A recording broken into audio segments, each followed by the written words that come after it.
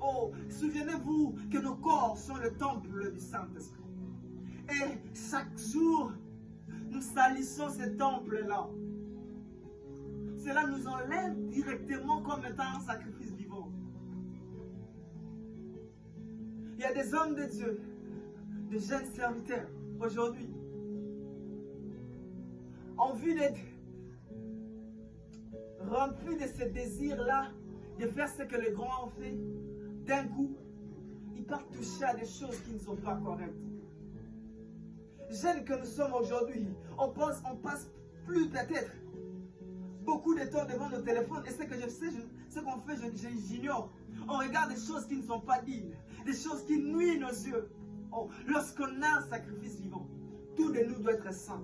C'est-à-dire nos yeux, nos bouches, nos oreilles, nos corps, nos esprits, nos pensées, tout de nous, tout ce qui est lié à notre corps doit être saint. Doit être saint. Sans la sanctification, personne ne verra le Seigneur.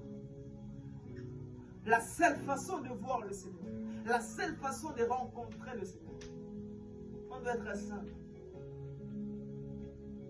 Et lorsqu'on est un sacrifice vivant, et lorsqu'on conserve cette vie de sainteté, lorsqu'on conserve cette vie de pureté, c'est à ce moment-là on sera agréable à Dieu.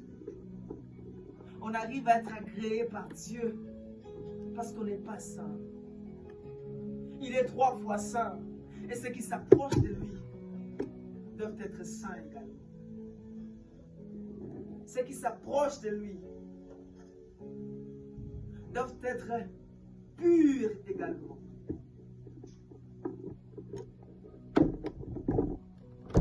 Il dit, parfois on prie, on demande à Dieu certaines choses, mais on a du mal à la voir. Pourquoi? Parce qu'on vit dans le péché. Il dit, ma main n'est pas courte pour guérir, mais ce sont vos péchés qui l'empêchent d'agir. Frères, sœurs, j'aime beaucoup plus. Ce sont des sacrifices, non pas seulement vivants, mais saints, afin d'agréer à Dieu.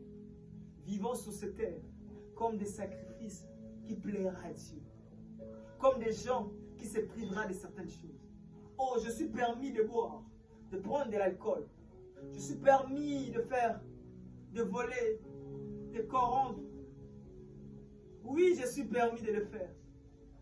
Mais cela n'est pas utile pour moi de le faire. Pourquoi? Parce que je suis un sacrifice de Dieu. Parce que ma vie doit refléter le Seigneur.